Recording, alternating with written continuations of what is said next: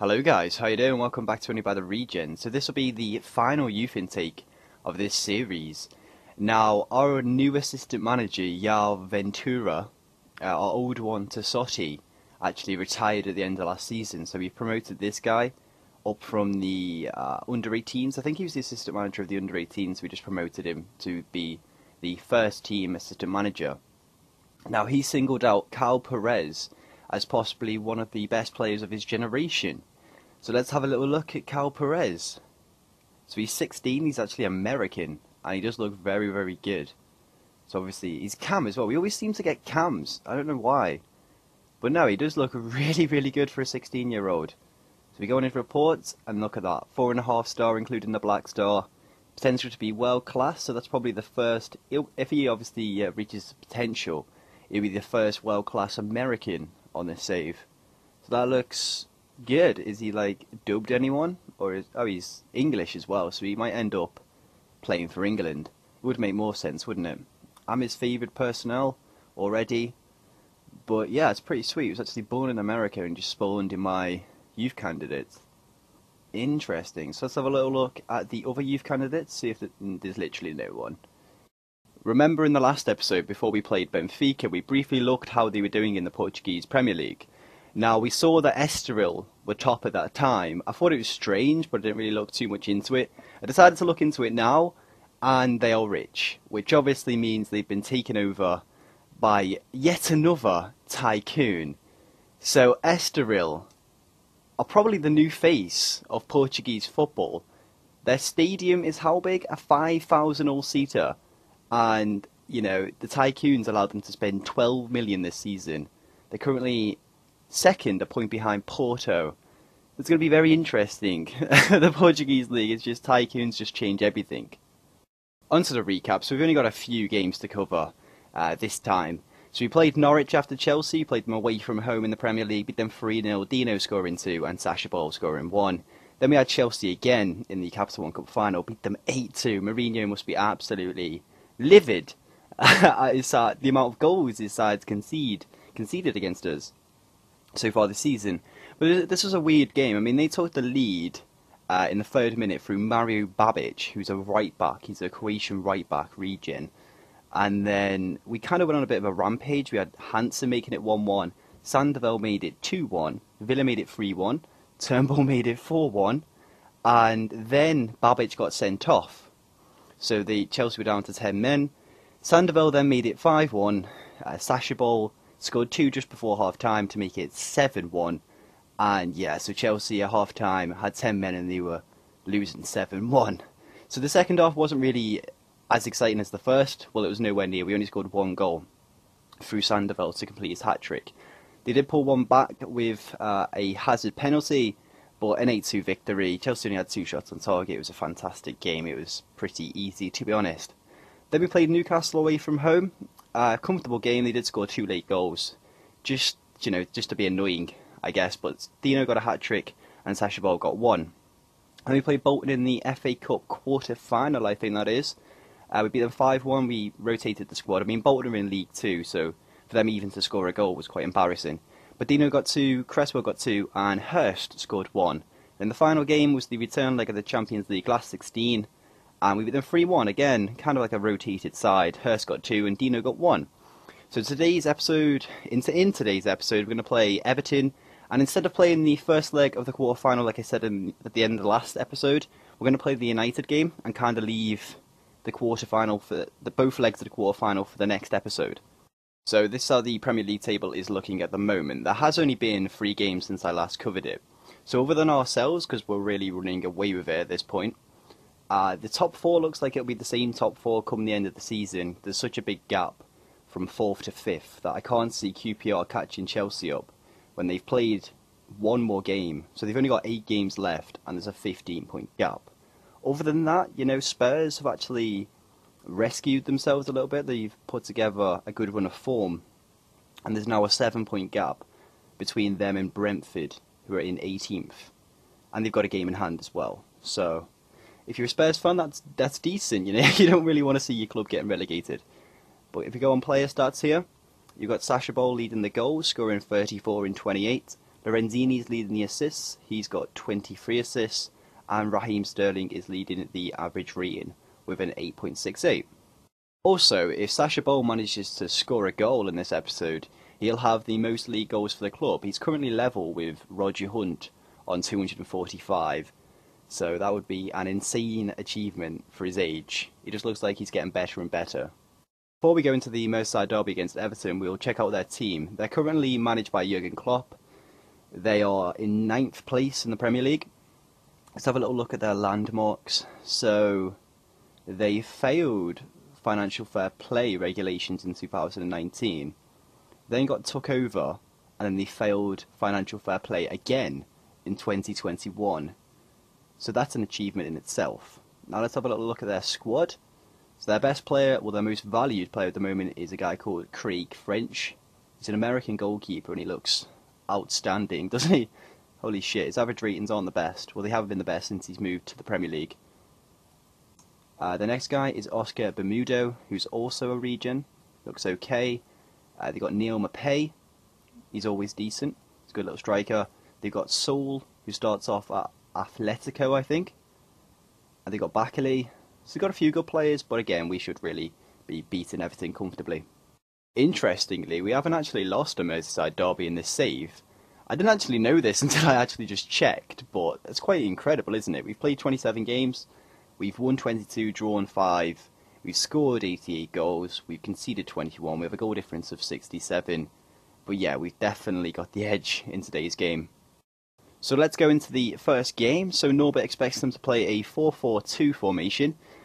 Let's see who we're going to play. So, it's going to be Gonzalez, Villa and Hansen in defence, obviously Tyson in goal. I think Tyson's now classed as world class. I rewarded him with a new contract. So he's now earning a hefty 90,000 a week. But yeah, he's currently world class, so I think our whole squad's world class at this point. I'm not sure if Wellington is, because Sar's injured. I say squad, but I mean first 11, of course. But yeah, Sar's currently injured. So if Sar was in instead of Wellington, then our first 11 would be world class. But that's just unfortunate. So it's pretty much full strength side. Yilmaz has been injured for a while. That explains why he's on the bench, because Hansen's been playing fairly well. So there's no need to drop him. Right, so we'll send assistant as usual. So there's the team. Apply advice. We're not going to close him down. Pick up where you last left off. The usual. Let's go into the game. So again, we've got we've got an early penalty inside a minute. Come on, Sacha Boey. Make it 1-0. And he does. And there we go. He is now. He has the most league goals for the club. Simple as that for Sacha Boey. Unbelievable. So after this game we play United at home, and then I think we play Spurs, or no, I think we play Southampton away, and we play Spurs at home. So we've got a few big games coming up that will really define our unbeaten season. But we should win all of them. And again, it's just the Arsenal game at the end of the season that I'm worried about. Oh, Sandoval makes it 2-0 there. What a lovely finish.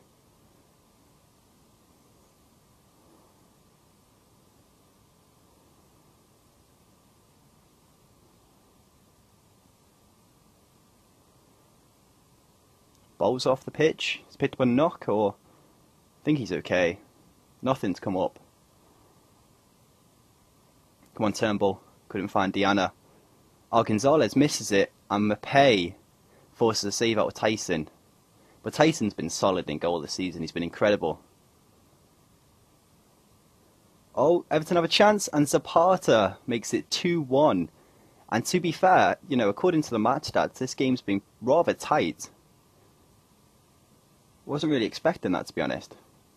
We do usually win comfortably against Everton home and away. Our passing hasn't been the best. Gonzalez again! What are you doing, man? Fucking hell. We got away with that one. So we'll encourage the guys to kick on. Okay. Again, we don't want to do that. I don't mind that, you know. Yeah, we'll do that. Okay. Let's go into the second half. But Gonzalez has had a bit of a shocker in the first half, so hopefully he improves. There's only a goal in it. Come on, Turnbull. Diana. No one's been able to find Diana. Ball. Sterling. Sterling. Oh, we got another penalty. Unbelievable. But Sasha Ball can make it 3-1 here, and that should kill the game off if he does. And he does. Fantastic. 56th goal of the season. I think he scored well over 400 goals for the club in all competitions, which is, again, sensational for a guy of his age.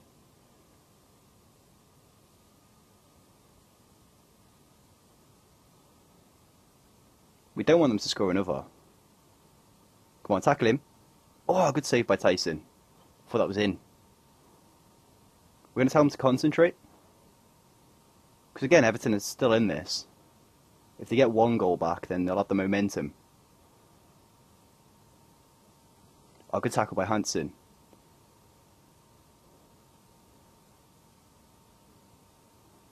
Come on, Hansen again. Sandoval, there we go, he doesn't miss from there. So Ball's got 2 and Sandoval's got 2, we're leading 4-1. And this season's just been great, even when they're not playing well, we are scoring goals. So it's just awesome.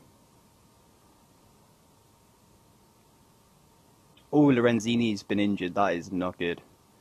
We've actually got, I think Reichel's out injured at the moment, obviously Saar is as well. So, and Agribi's was out for a long time. He was out for 3 months, so he's just come back from that injury. So it's not ideal, you know, going into the United game. But we'll bring on Agribi anyway.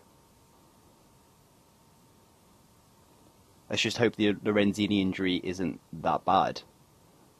Turnbull! Oh, Turnbull makes it 5.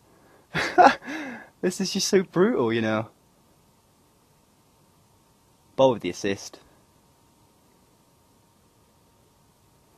We're surely not going to get a 6th here. I don't know if we deserve a 6th. We're just being clinical. Oh, Sandoval, lovely 1-2 with Turnbull there. Oh, Sandoval should have scored there. He's probably like 3 yards out. Don't think we need to make any changes. I think everything's fine. Looks like we're just going to win 5-1. And we do. So we win 5-1. So first game's gone to plan. So let's have a little look at United before we go into the game against them. So Ronald Koeman is still their manager. He's been there for about 8 years now. So that's a long time. Landmarks, they've actually failed financial fair play twice. So like Everton, they failed it in 2021, but United also failed it in 2023. Now that is really surprising. Wasn't expecting that. But players-wise, they've got Rizov, that Bulgarian monster who used to play for Real Madrid. He hasn't done as well at United so far. He moved for 62 million, so that is a massive fee. There's that guy who moved in the January transfer window, Filippo Francini. How's his start to his career been? Yeah, fairly good. They've also got Ruben Neves, who's obviously really, really good. James Wilson, he probably hasn't turned out as well as he could have done. Don't think he's played, he didn't really play that many games up until 2021. Or 2020-2021 season. Other than that, they've got that centre-back who moved at the start of the season, I think. Yeah, from Monaco. He's had an okay season. So they are currently in second. They've still got De Gea, who's 33. His last few seasons haven't really been good. To be honest, his actual average rating over the 10 or so seasons hasn't been the best, has it? But then again, United haven't really performed that well. Okay, we are ready to go into the second game of this episode. So Norbert thinks they're going to go for a 4-3-3 formation. They're playing James Wilson up front there. He's actually their top goal scorer. Are they playing Caceres on the wing? Playing that Francini dude on the other wing. Have they got James Ward-Prowse there, if you wanted to see him? Who else have they got? Phil Jones is still in there. Yeah, so I don't know how this game's going to turn out. Villa managed to get injured in between games in training, which is just annoying. So Yilmaz is going to come in there. I think Zoran managed to get injured as well in between games. Saar's fit again, but he's not quite match fit, so we're not going to play him. Klaus is going to come on the bench. But other than that, I mean, Lorenzini, luckily, didn't get injured. So we'll just go for this team. See what happens, I guess.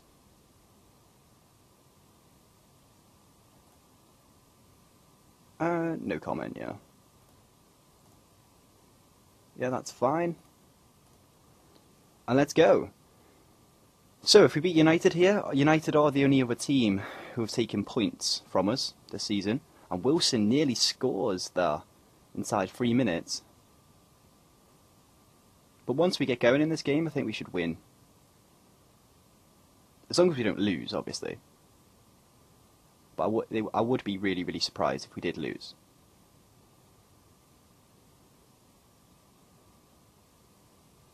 Come on, Sandoval. Turnbull! There we go. 1-0. 40th goal of the season for Trevor Turnbull. I think I'm currently tutoring... what's that guy's name? The regen I got, that was rather decent. I think it was Carl Perez. Currently tutoring him with Turnbull. He's got like a perfectionist personality, so it'll be decent. Lorenzini nearly scored there to make it 2. But a double save by De Gea. It looks like we're starting to play better now. We've kind of got into the game a little bit. But 1-0 at half time, we'll take that, because the start wasn't the best. I don't think they've really changed anything. Yeah, we can do that. We'll close down the 2 centre mids, and the strike will mark the striker tightly. That's fine. Yilmaz is on a booking. Let's hope he doesn't get sent off. Come on, tackle him. A bit all over the place at the moment. Ball, can we counter? Ooh, nearly played Sandoval through there. I think it was Sandoval or Turnbull, one of the two. It's Turnbull, Sandoval, Sterling. Oh, what a finish by Raheem to make it 2-0. He's been awesome this season. So that my whole team has been awesome this season. Little toe poke. Who's injured? Oh, Lorenzini's picked up a knock, but I think he'll be okay. He's offside, surely? Yeah, he is. Sweet. Right, we'll concentrate, and then we'll probably make a few changes. I think he's offside as well. Yeah. Okay, let's make a couple of changes. Lorenzini will come off for... Yeah, Greeby again. That'll be fine. And we'll probably give Sarr a bit of game time. And that's about it. That'll do.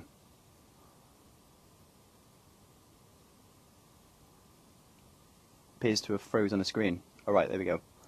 Greeby gets tackled, loses the ball. Now United can break. Oh, he was offside again. But United haven't been as threatening in this second half. We played a lot better. Turnbull's through there, but Haya makes a good save. Come on, Greeby, run towards that. What are you doing? I think we'll bring off Sterling as well as our final substitution for Hurst.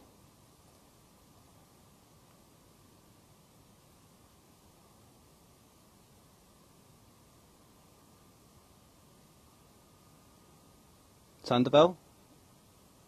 Again, I think he might be offside. Oh, he's actually onside. 3-0. This will be a decent result.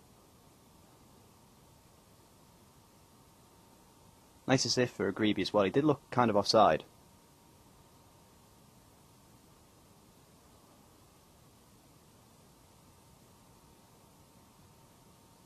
There we go. We win the second game 3-0. Before I go, I'll show you who went through from the last 16 of the Champions League, and then we'll do the draw to finish up the episode. So, United knocked out Real Madrid, we obviously knocked out Benfica, you have Bayern knocking out Galatasaray, Arsenal knocked out Dortmund, Chelsea knocked out Roma, Atletico knocked out Sampdoria, Monaco knocked out Porto, and finally you've got CSKA Moscow knocking out Sociedad. So let's do the draw, let's see who we're going to get in the next episode. So we're first, and we drew Monaco. I'm not sure if we played Monaco, so that's actually a decent draw for us. The other draws, you're Arsenal against Atletico, Chelsea against United, and Bayern against CSKA Moscow. So in the next episode we will be doing both the legs of the quarter final. So I hope you enjoyed this one, guys, and I'll see you then. Bye bye.